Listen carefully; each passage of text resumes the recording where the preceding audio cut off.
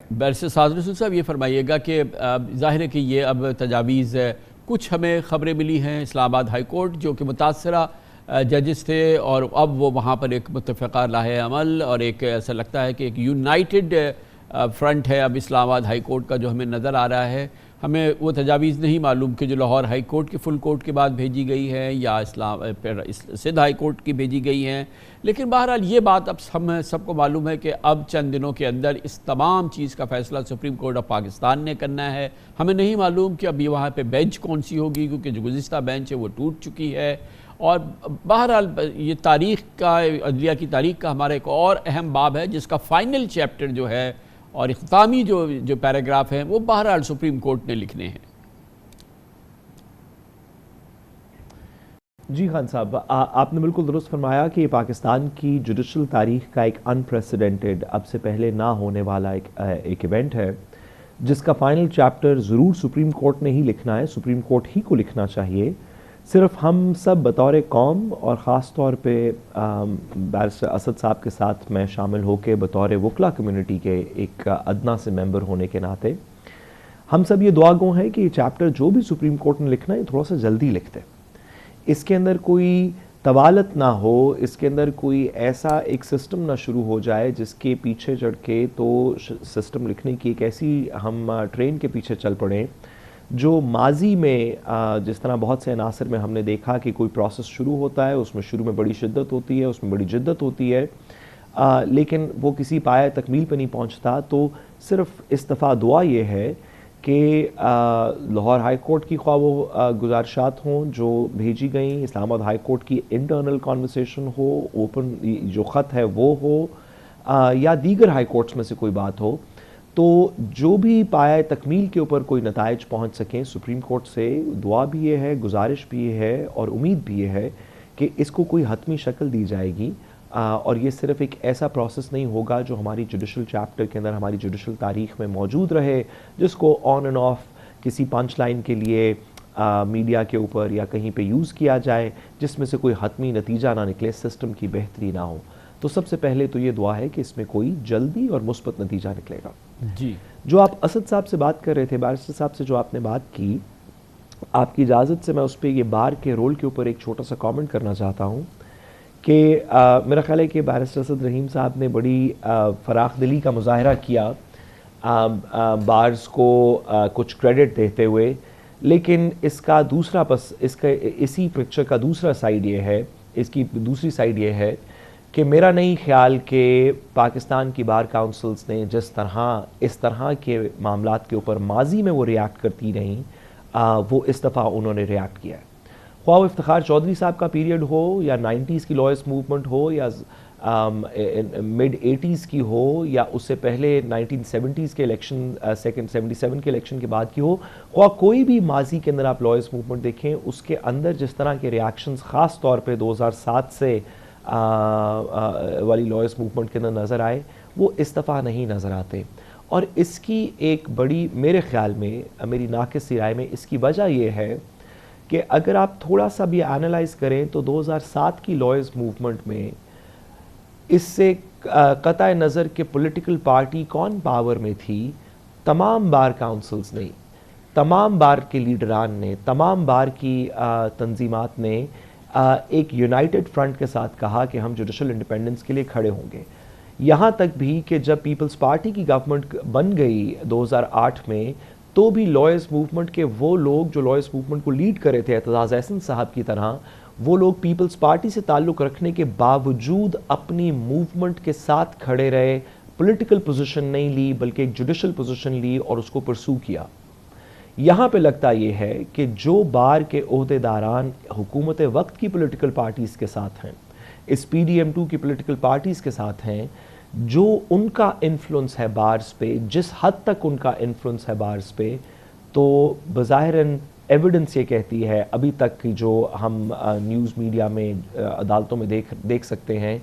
कि उन लोगों ने जो हुकूमत वक्त की पॉलिटिकल पार्टीज़ के साथ बार के अंदर अलाइनमेंट्स हैं, उन्होंने इसके ऊपर रिएक्ट नहीं किया, उन्होंने इसको कभी कमीशन की तरफ मगर ये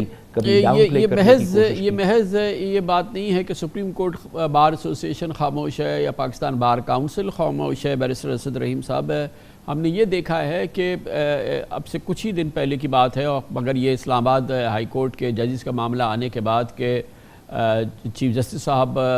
सुप्रीम कोर्ट बार एसोसिएशन की तकरीब में शरीक भी हुए। वहाँ उन्होंने तकरीर भी फरमाई और जिसमें कि उन्होंने ख़ास तौर पे इस बात को अंडरलाइन किया कि वो मुंतखब वकला तंजीमों को उनके साथ अलाइन करेंगे या उनकी बात को ज़्यादा सुनेंगे। तो इसकी इम्पॉर्टेंस ये है कि अगर पाकिस्तान बार काउंसिल खामोश है या सुप्रीम कोर्ट बार खामोश है तो बहरहाल उनकी कहीं ना कहीं ज़हनी तौर पे या नज़रियाती तौर पे फ़िलहाल एक मुताबिकत है इस वक्त की जो अदालत उज़्मा है या ख़ास तौर पे चीफ जस्टिस साहब है।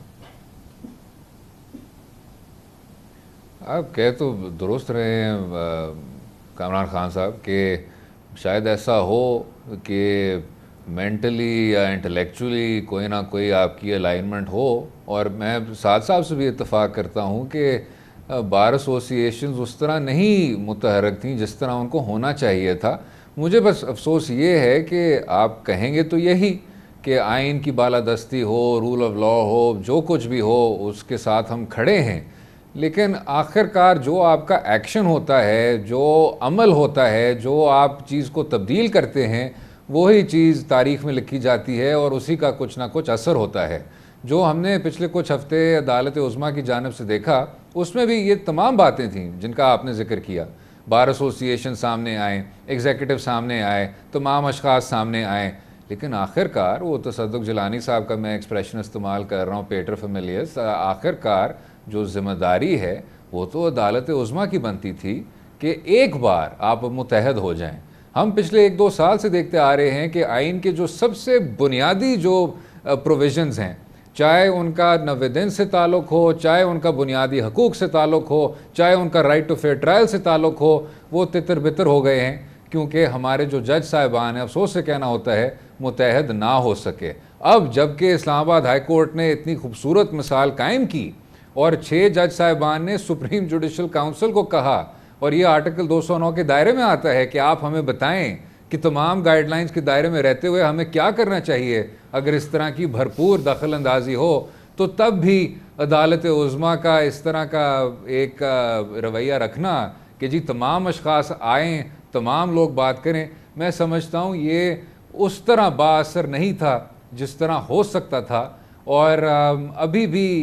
यही एक मेरे ख्याल से अदालत उज़्मा को अब ये अहद करना चाहिए कि जो आपके अपने जज साहिबान हैं मुतहद हों, यकजहत हों और एक लाहे अमल तय करें कि तमाम सुपीरियर कोर्ट्स आर्टिकल 175 के तहत अब ये जो दखल अंदाजी है इसको बंद करें, ताकि जो पिछले 2-4 साल में आम शहरी का एक जो रिश्ता था अदलिया के साथ, सोशल कॉन्ट्रैक्ट के साथ, जो इतना ज़्यादा एक तरह से उसमें अब एक जुदाई आ गई है, कमज़ोरी आ गई है, वो भी अब किसी ना किसी तरह से तो बहाल हो। कामरान साहब, बैरिस्टर साद रसूल साहब, एक बहुत इंपॉर्टेंट बात यह है कि अब हमें देखना है कि सुप्रीम कोर्ट में तो पहुँचेगा, 30 अप्रैल को समाअत भी होगी। अब देखना ये है कि यहाँ बेंच क्या बनती है, क्योंकि एक आम तासुर ये भी है कि शायद यहाँ पर जैसा कि पहले भी चीफ जस्टिस साहब ने इस इंक्लिनेशन का इजहार किया था कि क्योंकि तमाम जज साहिबान नहीं दस्तयाब थे इसलिए फुल कोर्ट नहीं बनी थी। अब वो बेंच टूट चुका है जिसने कि इसकी इब्तदाई समाअत की। आपके ख्याल में फुल कोर्ट जो है वो एक प्रॉपर फोरम होगा इस पूरे मामले को एड्रेस करने का, और ये एक्सपेक्टेड है आपके ख्याल में है कि बिल आखिर एक फुल कोर्ट तश्कील दिया जाए सुप्रीम कोर्ट में जो इस कज़िए का हल तलाश करे? देखिए खान साहब, हमने तो चीफ जस्टिस पाकिस्तान से ही ये बात सीखी कि उन्हीं के लेटर्स के अंदर वो कंपेलिंग आर्गूमेंट्स थे। उन्होंने जो खतूत लिखे अब से माजी के चीफ जस्टिस को, उमर अता बंदयाल साहब को, आसिफ सईद खोसा साहब को, दीगर लोगों को, उन जो चीफ जस्टिस साहब ने खतूत लिखे और जो उसके अराउंड बहस हुई मीडिया के ऊपर हो, बार काउंसिल्स में हो, तो हमने इसी बात से सीखा कि जहाँ पे उन्हीं से सीखा कि जहाँ पे कोई मामला इस तरह का हो जिसमें बहुत सारे लोगों की बड़ी डिफरेंट ओपिनियंस हों, बड़ी स्ट्रांगली हेल्ड ओपिनियंस हों, लोग उसके ऊपर बहुत अपनी जमहूरियत को, अपने जमहूरी रवैयों को, अपनी आइन की पासदारी को मुनसर करते हों किसी मुकदमे के ऊपर, किसी लीगल पॉइंट के ऊपर, तो मुनासिब है कि उसको मैक्सिमम पॉसिबल जजेस सुन लें, और अगर पूरे जजेस अवेलेबल हों तो सब सुन लें। इसकी माजी के अंदर एग्जाम्पल है जब Sindh high court bar association का केस था जिसमें पीसीओ के जजेस को निकालना पड़ा, तो तमाम सुप्रीम कोर्ट के जजेस इकट्ठे बैठे, इवन वो जिनको निकाला जा रहा था, ताकि एक ऐसी जजमेंट आ सके जिसके अंदर कोई ये शक ना करे कि अगर फ़लाँ दो बैठे होते तो फिर ये मुकदमा मुख्तलिफ होता, तो अगर फ़लाँ को इंक्लूड कर लिया होता तो फिर इसका फ़ैसला मुख्तलिफ होता। तो बड़ी अच्छी बात है जो हमें चीफ जस्टिस साहब ने ख़ुद सिखाई माजी में कि जब कंटेंशियस मुकदमात ख़ास तौर पे हों, ऐसे जो अदालत की साख को अफेक्ट करते हों या आइन की जमहूरियत की साख को किसी तरीके अफेक्ट करते हों, तो ऐसे मामलात के अंदर तमाम जजेस को बैठना चाहिए। और मुझे यकीन है कि वो अपनी इसी की हुई बात को इस केस के अंदर भी अप्लाई करेंगे।